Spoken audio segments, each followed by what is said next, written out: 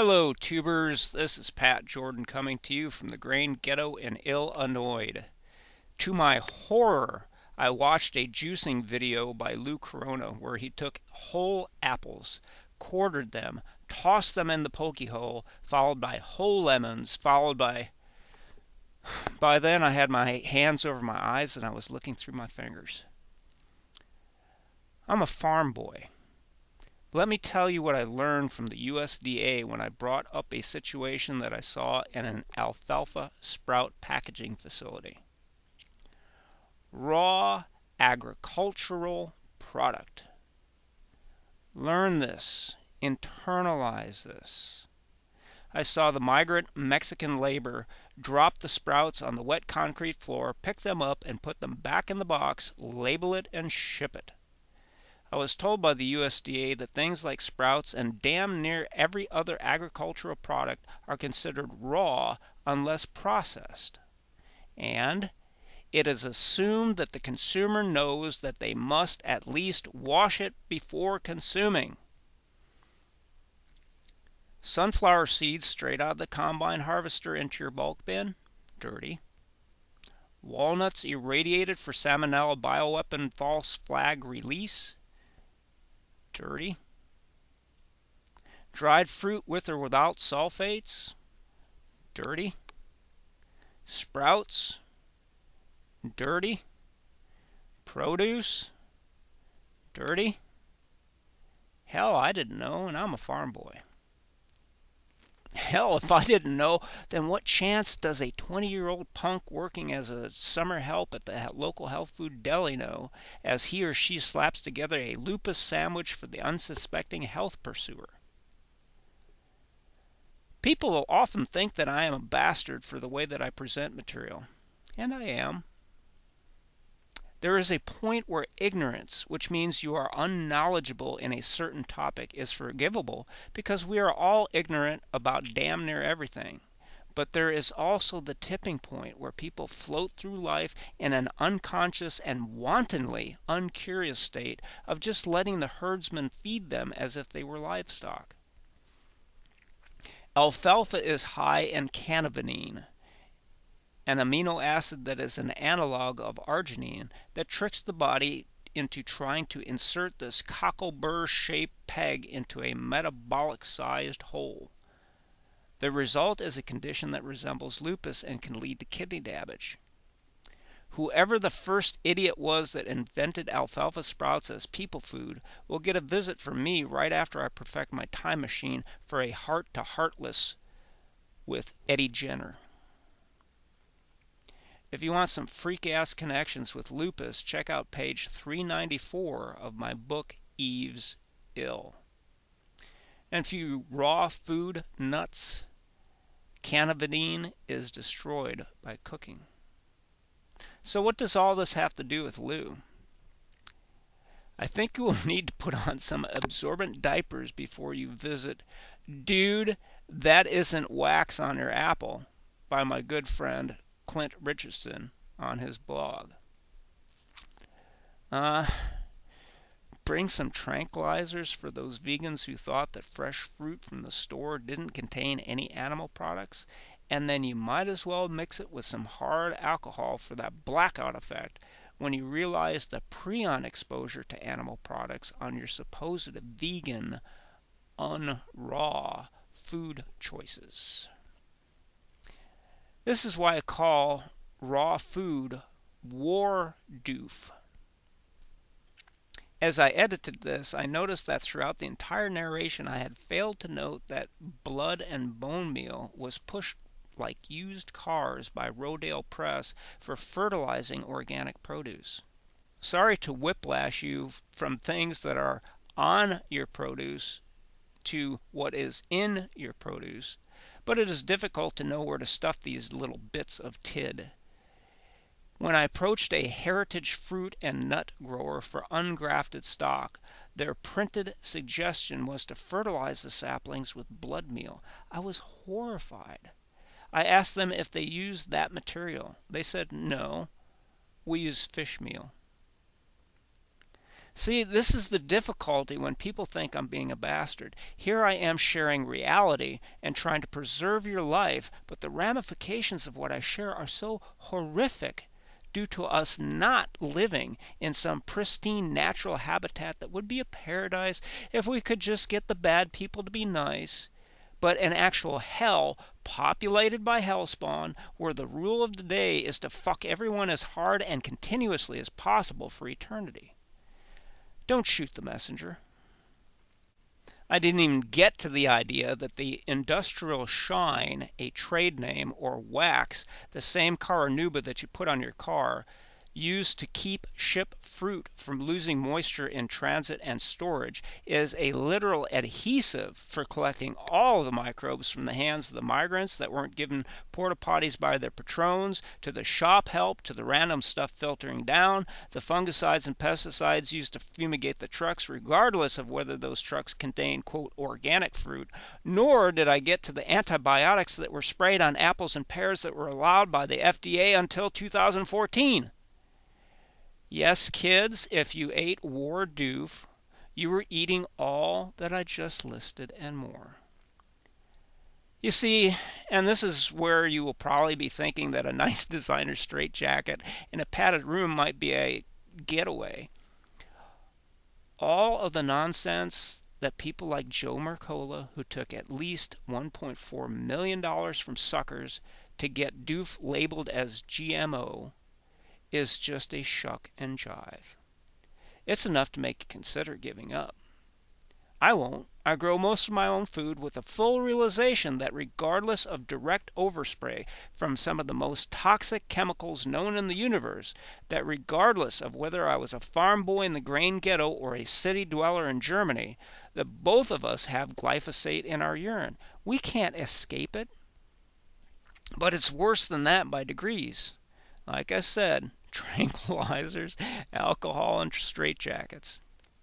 The dialectic is to get well-meaning consumers all het up about those bad farm whores who are growing crops that have BT, Bacillus thuringiensis, inside the genes of the plant to act as endogenous pesticides. What none of these steerable rubes of controlled opposition knew, researched, or considered is that since at least the 1970s, that organic agriculture had been spraying BT and BS, Bacillus subtilis, as biocontrol agents on damn near everything that you eat. If you have followed my videos and internalized most of what I teach, then you will know that there are many pathways to leaky gut. Vaccines, weapons-grade laboratory-created candida, and now BT and BS using their enzymes to punch holes in your gut like squiddy sentinels in the Matrix movies cutting into the hovercraft hulls. On your goddamn organic foods. I still eat organic because I know the alternatives is magnitudes worse, and I did a side-by-side comparison with a conventional lemon that had no taste whatsoever and an organic lemon that makes your eyes roll like Warner Brothers cartoon. But my point is that you had no idea all of this was on your food. Do you really think that soaking it in a solution to try to lift some of that surface cack off will make any difference? Because it's worse than that. It's always worse. When I saw Lou unconsciously quarter the apples and throw them in whole without even fucking looking at the seed cavities, I was appalled. I grow fruit. Even fruit that I get from the health food store in the off season, whether local or from New Zealand, can at times have moldy cores. There is a reason why you look at your food before you eat it. Lou claims that he cured whatever disease he had by juicing.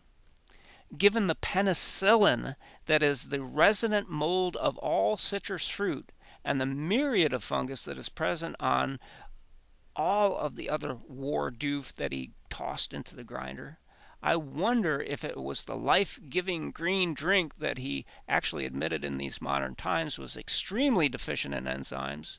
Thus he has dozens of supplement products to sell you, including concentrated enzymes, which begs the question of why even bother to juice in the first place.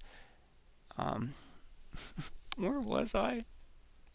Oh, yeah. How do we know it was life-giving juice or just the antibiotics from the fungal carnival left in and on the fruit?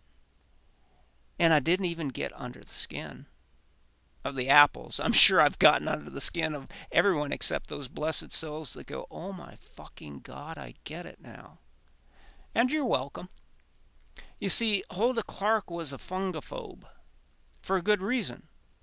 Did you know that Fusarium mold puts out the T2 toxin that was one of the first chemical warfare agents of World War I? Did you know that the use of Roundup and other glyphosate herbicides has created a super pathogen of Fusarium mold so that the entire surface of the planet is now a World War I chemical warfare factory?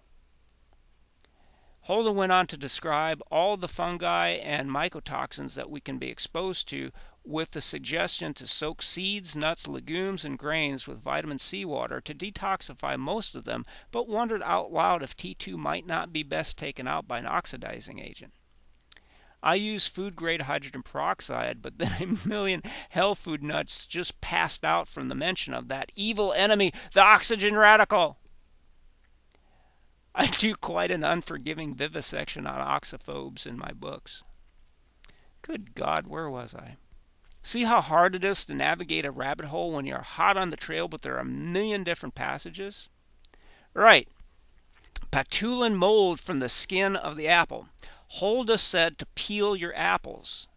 The militant war doofers are peeing their diapers right now at the very suggestion of removing the most nutritious part of the food. Doof. Never forget that, punks. There hasn't been an apple for several hundred years. Contrary to the claims of Mike Adams and Sayer G and other promoters of superfoods, those don't exist either in a post-nuclear age. The only thing that could be remotely considered food is some rainforest unknown that has not been touched by man, but if you read only the chapter Food Weapons in Operator's Manual, then you will see that there is slim hope of that. So what I'm trying to do is break down resistance to reason. See, I'm not such a bastard that I don't recognize that in and of itself we should be eating whole foods. We should be eating the apple skin with the apple. Notice I said eating the goddamn apples, not juicing them. That's what your fucking teeth are for. So I am a bastard in that I can't compromise with the facts. If you eat commercially grown organic produce, it will have a coating on it.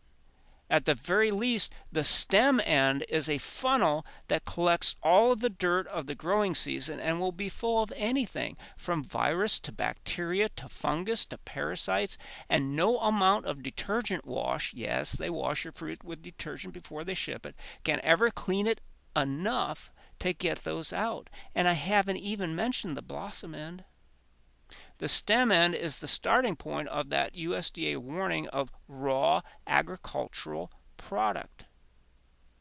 Do you see how this theme follows us? I have no idea how Lou prepped his food before the video. I do know that you cannot sterilize those crypts sufficiently or cleanse them of this list that I will now provide that will be on just apples.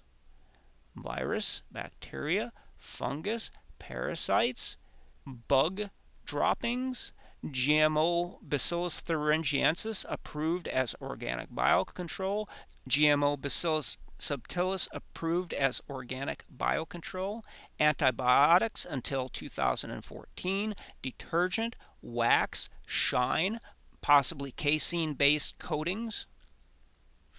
But we got distracted from Hulda telling us to peel those apples.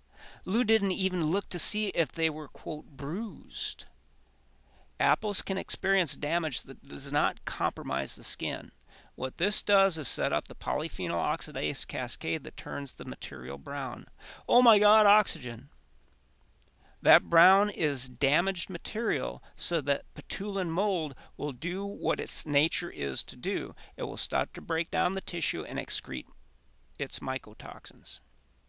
That patulin mycotoxin has a very strange property depending on which expert you consult. Hulda said, and there is data to support it, that it is carcinogenic. A good reason to peel those damn apples just to remove the brown spots.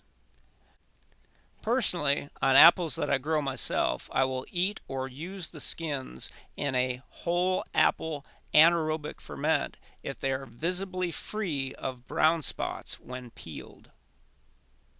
And brown spot free apples are a very rare occasion. If you consult other, quote, experts, Patulin is being investigated for its anti-cancer properties. This is the kick in the ass regarding putting stock in science that you didn't do yourself. When you have a dialectic, people tend to agree with what makes them feel good or aligns with their belief. I myself would not blindly cut up an apple and eat the brown shit. Just so we're clear. Clear? On the face of it, I'm not against grinding whole lemons to pulp and calling it lemon juice. That is what is done in the Mediterranean. What you get is the juice, the pulp, the rind, and oil from the skin, which is the best bile thinners on the planet. But in the Mediterranean, they are sometimes not as fucked as North America, so the fruit goes from the tree to the squeezerino with no wax or shine step.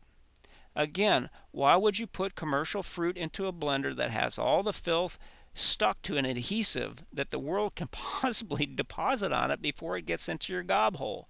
It just doesn't make sense to me. And I would love to hear from people who adopted juicing as a road to health, but were actually made worse because of the things that I'm teaching that they didn't know or even consider. You see, just in the dissemination of this information, it shows that I'm really not the bastard that the world assigns me to be, because even I didn't know the USDA unspoken, unwritten rule until 1993. Ignorance is correctable. Fucking stupid is hopeless. I put this out there for those who, in all honesty and integrity, pursue doing the right thing but are led astray. But incompetent fucks are cashing in. There is no loss of pride or integrity of being punked by hacks. And that's the new meme, isn't it? To hack the genome, to hack your diet, to hack your sex life. Hacking means to maliciously enter a working system and mess with it. Do you really want to hack something that wasn't wrong? To hack means to fuck things up. Could it be that the meme arose out of controlled opposition to get people thinking that they must fuck something up that wasn't wrong in the first place? Or, and this is really going to frost your smoothie, Jordan says that the genome was already hacked, mutated, and destroyed. Jordan says that there hasn't been food since at least 1900 AD. Jordan says that if you're having problems with sex, then, well, maybe you're really too stupid to be fooling around with that and definitely shouldn't be breeding. So when evaluated from a Jordanization of the problem, what these mimetic warriors are saying is that they are hacking a hack. If things weren't bad to begin with, then anyone mucking things up like the madmen playing with CRISPR as if it were an automated Legos program is just the worst idea in a history of bad ideas. But I really didn't get to finishing dissing Joe Mercola. So $1 million later and there are no GMO labels. Why is that? Because when you have an organism that you have genetically modified to express a certain B vitamin, and you put it in a 5-story tall stainless steel fermenter vat with specifically designed growth medium, and then harvest that B vitamin to put it in a pill for alternative medicine, you would have to label those supplements as GMO. Think this isn't going on with the synthetic vitamin world? The organic synthetic vitamin world? Ever consider that all vitamins are synthetic?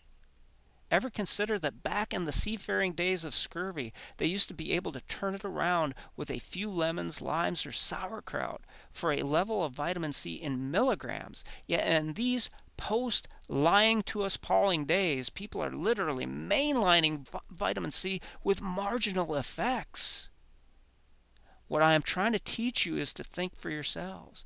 How did we go from curing scurvy with a minor amount of a natural food to not being able to stave off the disease with megadoses either of those natural foods or synthetic drugs?